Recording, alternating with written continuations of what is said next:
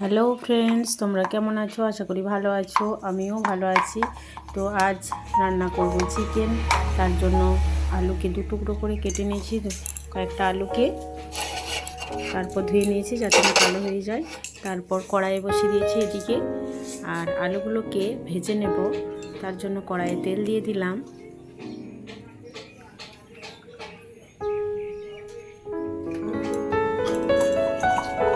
এরপর তেল গরম হয়ে গেছে, আলুগুলোকে ছেড়ে দিচ্ছি তেলে।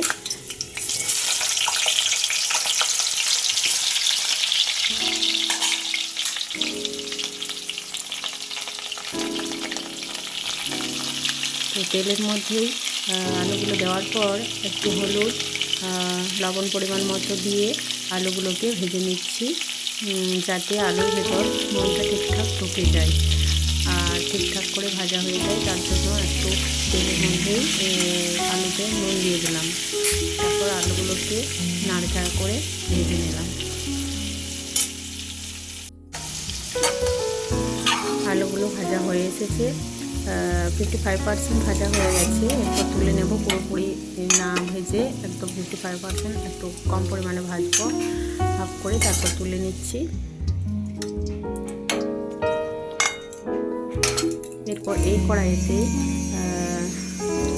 মশলা দিয়ে দেব। তার আগে এই চিকেনটাকে দেখো, খুব একটা ছোট ছোট না, মাঝারি সাইজের চিকেনগুলোকে কেটে নিয়েছি। তারপর চিকেনটাকে ভেজে নেব।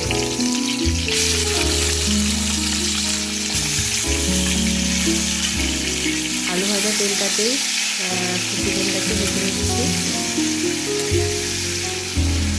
ভালো করে তৈরি করে ভেজে দিচ্ছি হালকার মধ্যে, যাতে করে ওই চিকেনটা ভেজে নিলে কী হয়, ওর মধ্যে চিকেনের মধ্যে যে স্মেলটা থাকে না, সেই স্মেলটা চলে যায়।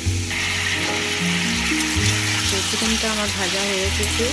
এরপর চিকেনটাকে তুলে নেব একটা পাত্রে।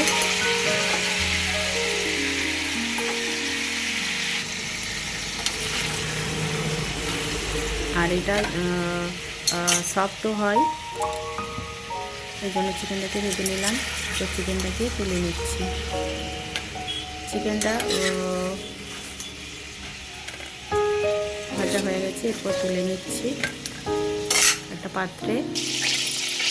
তো চিকেনটার থেকে যে জুসটা বেরিয়েছে, সেটা থেকে যে তেল বা জুস চিকেনের সেটা বেরিয়েছে, সেই তেলের মধ্যেই একটা তেজপাতা, দারচিনি, এলাচ দুটো দিয়ে দিলাম। এবার এটাকে নাড়তে থাকবো। তারপরে এটা ভালো করে ভাজা হয়ে গেলে একটু গোটা জিরে 1 চামচের মতো দিয়ে দেব।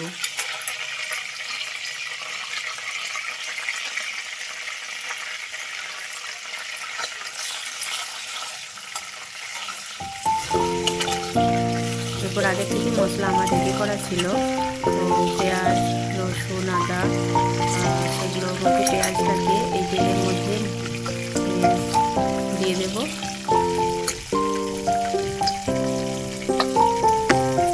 আর একটু ভালো করে কুক হয়ে যাক জিরেটা, তারপর দিয়ে দেব। এবার হয়ে গেছে, এবার পেঁয়াজটা দিয়ে দিলাম। তো পেঁয়াজটা দেওয়ার পর নাড়াচাড়া করে নিচ্ছি একটু।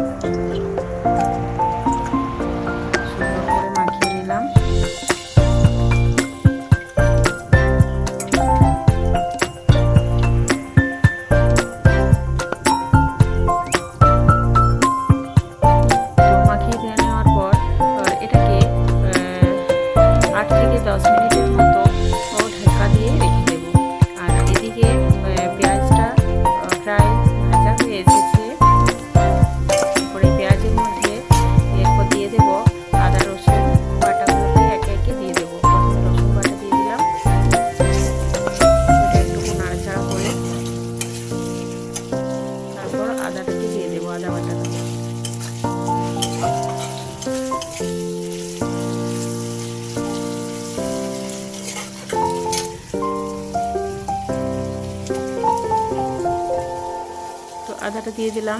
আদাটা দিয়ে একটু নাড়াচাড়া করে নিলাম তেলের মধ্যে। এটা ভালো করে ভাজা হতে থাক।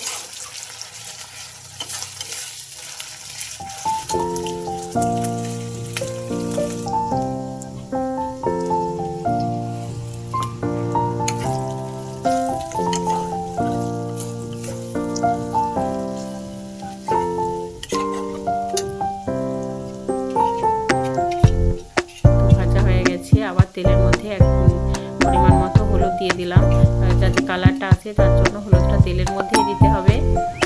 আমি তো তখন চিকেনটা যখন ম্যারিনেট করেছিলাম তখন হলুদ দিইনি, সেটাকে তোমরা দেখতেই পেলে। তারপর কিছু টমেটো, পাকা টমেটোকে দিয়ে দিলাম।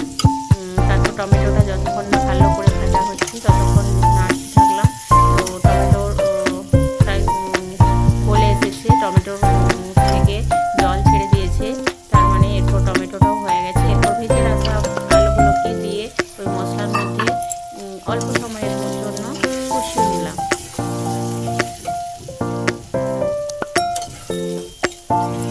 তো অল্প সময় কষিয়ে নিলাম যাতে করে মশলার সাথে আলুটা ভালোভাবে মিশে যায়।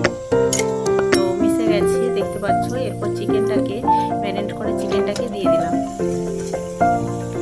চিকেনটাকে দেওয়ার পর এটাকে ভালো করে 3 থেকে 4 মিনিট নাড়াচাড়া করে নিলাম।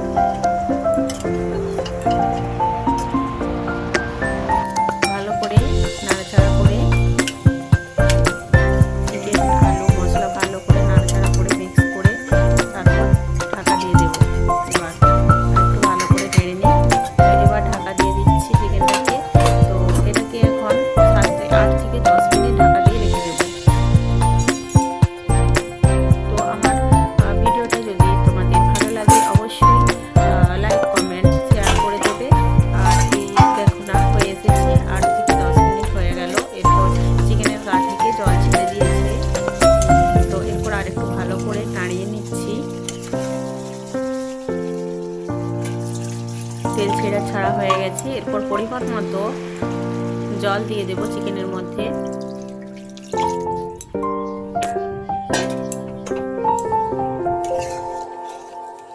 তারপর ভালো করে নাড়াচাড়া করে